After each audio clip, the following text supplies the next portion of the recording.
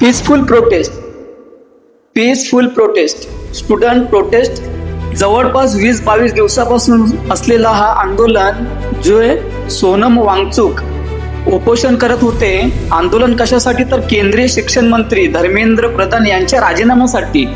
1 महिन्यापासून हा जो प्रोटेस्ट चालू आहे, कॉकरोच जनता पार्टीचा अभिजित दिपके सांगतोय की हा पीसफुल प्रोटेस्ट आहे, शांततेचं आंदोलन आहे. केंद्रीय शिक्षण मंत्री यांच्या राजीनाम्यासाठी हा आंदोलन आहे. खरंच पीसफुल आहे का? नमस्कार, मी निलेश मालवी आणि तुम्ही पाहता प्रतिप्रश्न. धर्मेंद्र प्रधान यांच्या फक्त राजीनाम्याची मागणी होत आहे का? कॉकरोच जनता पार्टीचा हा आंदोलन खरंच पीसफुल आहे तर हा व्हिडिओ शेवटपर्यंत नक्की पहा.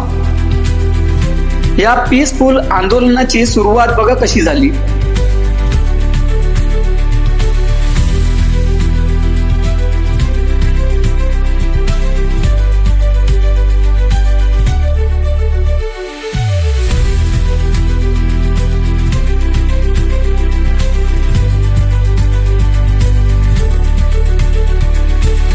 बघितलं, जे अभिजित दिपके म्हणतोय की पोलिसांनी विद्यार्थ्यांवर स्टुडंट्सवर लाठीचार्ज केले.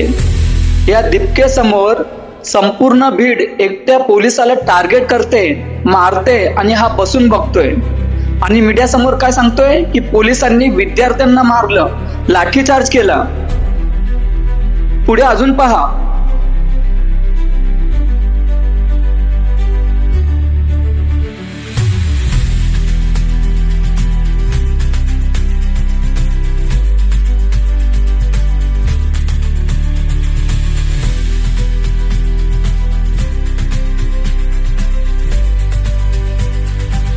जिथे गाड्या पाडल्या जात आहेत, फोडल्या जात आहेत, पीसफुल आंदोलन. बरं का? पोलिसांच्या गाड्या फोडल्या जात आहेत, जिथे पोलिसांना मारले जात आहे, पीसफुल आंदोलन. बरं का?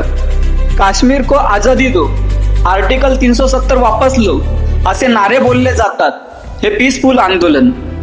जिथे RRS मुर्दाबादचे नारे लागतात, ते पीसफुल आंदोलन. जिथे उमर खालिद जिंदाबादचे नारे लागतात, ते पीसफुल आंदोलन. जिथे अफजल हम शर्मिंदा है, तेरे कातिल जिंदा है, हे पीसफुल आंदोलन. जिथे हिंदू देवांचा अपमान करून सीता के पति का नाम लेकर नीता के पति का काम चे नारे लागतात, ते पीसफुल आंदोलन. सीता के पति का नाम ले लेके नीता के पति का काम कर रहे हैं. भारत तेरे तुकडे होंगे चे नारे लागतात, हे पीसफुल आंदोलन. इन्कलाबाद जिंदाबादचे नारे लागतात, हे पीसफुल आंदोलन. हमें चाहिए आजादी, हे पीसफुल आंदोलन. ब्राह्मणांना शिव्या, हिंदूंना शिव्या, हे पीसफुल आंदोलन. संसद भवन को उकड़ फेकेंगे, हे पीसफुल आंदोलन. पेपर फुटीवरून केंद्रीय मंत्री धर्मेंद्र प्रधान यांच्या राजीनाम्यासाठी केलेला हा आंदोलन. आज त्या आंदोलनामध्ये हिंदूबद्दल, हिंदूंच्या देवी देवतांबद्दल काहीही वाईट बोलले जाते, तरी सुद्धा हिंदू गप्प बसून कॉकरोच जनता पार्टीचं आंदोलन बघतोय. ज्या आपल्या हिंदूंनी देशासाठी, धर्मासाठी, देवी देवतांसाठी आपले बलिदान दिले, त्यांची आज काहीच किंमत नाही. पेपर हे काही मोदी सरकारमध्ये सुटले नाहीये. मागची जी काँग्रेस सरकार होती, त्या सरकारच्या वेळीही 18 वेळा पेपर फुटले होते, आंदोलने झाली होती. कुणाच्याही धर्माला अपमानित करणारे आंदोलन झाले का? तरी सुद्धा काही जण अजूनही बोलतात की हो, मी कॉकरोच आहे.